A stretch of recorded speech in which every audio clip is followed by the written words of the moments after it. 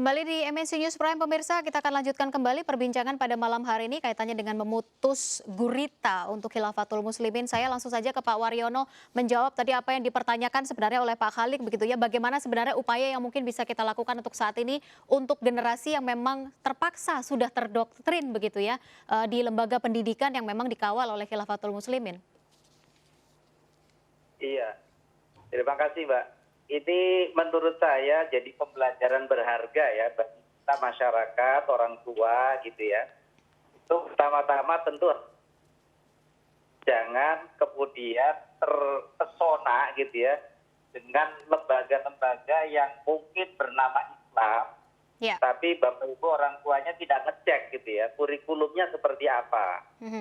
Jadi ini juga pembelajaran berharga untuk orang tua kita semua masyarakat ya. Harus kritis gitu ya. Itu yang pertama. Yang kedua tentu saja karena ini sudah terpapar maka tentu bagiannya Pak Nur Wahid nih cerita saya tentu saja ya bagaimana anak-anak ini tidak dilanjutkan di situ. Ya. Jadi harus dipindahkan menurut saya ke yang betul-betul pesantren gitu ya. Ya. Yang diajarkan kitab kuning di situ yang tidak pernah mengajarkan tentang ajaran-ajaran yang bertentangan dengan negara dan pasti juga mendidik karakter akhlakul karimah.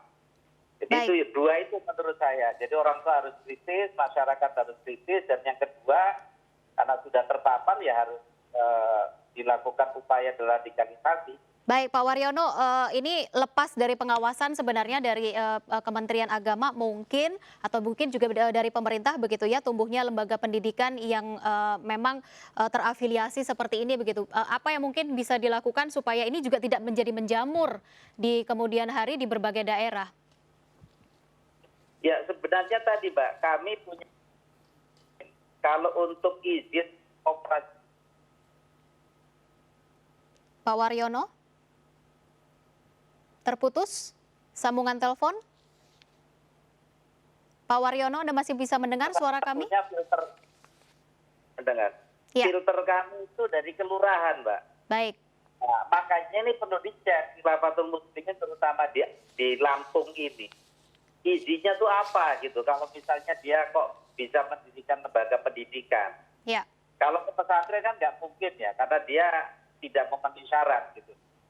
Jadi memang filternya ini dari masyarakat setempat, dari pemerintah setempat gitu. Nah, kalau ternyata dia menyembunyikan informasi yang sebenarnya, maka memang kemudian menjadi tugas kita bersama agar ini tidak menjamur tadi. Ya. Baik. Menjawab pertanyaan Pak Waryono, saya langsung ke Pak Nur Wahid begitu ya. Pak Nur Wahid, apa yang mungkin bisa dilakukan dengan generasi muda kita yang memang sudah terpaksa terafiliasi begitu dengan Khilafatul Muslimin ini? Dari BNPT, apa ada langkah mungkin yang bisa dilakukan? Jadi mendukung menggarisbawahi dari pernyataan Pak Waryono maupun Pak Kiai Kholik Ahmad tadi ya. Memang ini gerakan politik dengan memanipulasi, mendistorsi Islam, ya, memanipulasi Islam. Jadi ini sebenarnya fitnah di dalam Islam. Ya. Tujuan utama mereka itu sebenarnya ingin mendirikan negara agama menurut versi mereka.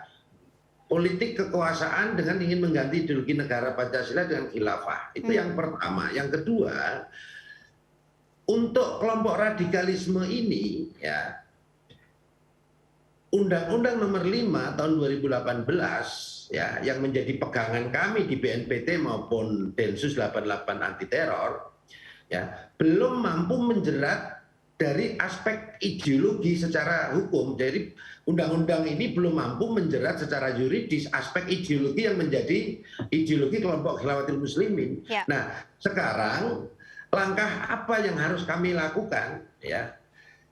Sementara untuk program deradikalisasi itu belum bisa dilakukan kepada mereka dengan mendasari Undang-Undang Nomor 5 2018 dan PP Nomor 77 Tahun 2019. Ya. Meskipun demikian, substansi deradikalisasi itu kan sama yaitu ingin mengembalikan mereka yang terpapar paham radikal menjadi moderat. Ya. Tetapi secara formal program deradikalisasi itu hanya bagi mereka yang sudah menjadi tersangka, terdakwa, terpidana maupun mantan narapidana tindak pidana terorisme. Sementara para jamaah Khilafatul Muslimin itu yang kita lakukan adalah rehabilitasi ideologi. Kami akan dan sedang maupun akan selalu melakukan koordinasi terhadap stakeholder terkait dalam hal ini adalah kementerian lembaga maupun Pemda, khususnya yang tergabung di dalam Forkompimda, termasuk kerjasama dengan MUI maupun para ulama setempat. Untuk apa? Untuk menampung mereka, merehabilitasi mereka secara ideologis, dan kita berharap juga mereka yang sudah terpapar paham ideologi radikal ini juga kembali ke pangkuan NKRI yang ditandai dengan mau mencabut baiat dari baiat sebelumnya, dari Amir dan kelompok sebelumnya, dan berbaiat atau bertobat konstitusi yang akan dilakukan oleh para Forkompinda di masing-masing pemerintahan daerah. Ya, kami akan selalu mengkoordinasikan hal tersebut. Baik, artinya juga ada pengawasan di daerah begitu ya, tidak semuanya harus diberikan kepada pusat begitu untuk kaitannya dengan pengawasan. Terakhir ke Pak Kholik, apa catatan dari Anda untuk mencegah jaringan-jaringan sejenis ini bisa menjamur begitu di Indonesia, dan juga kaitannya untuk memutus sebenarnya sesuai dengan judul kita pada malam hari ini, gurita untuk kaitannya dengan Khilafatul Muslimin? Iya, saya kira saya punya solusi ya untuk itu, Mbak. Adalah penguatan pendidikan karakter yang bersumber dari agama dan bersumber dari Pancasila. Jadi kalau dua sumber ini dioptimalkan baik dalam bentuk kognisi, afeksi maupun psikomotoriknya, maka insya Allah gurita itu akan menjadi kecil gitu.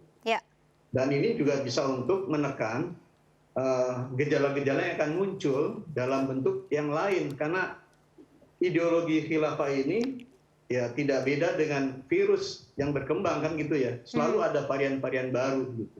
Jadi saya pikir salah satu yang bisa kita lakukan adalah penguatan pendidikan karakter yang harus dilakukan gitu. Baik, termasuk juga dengan membuka komunikasi dan juga merangkul.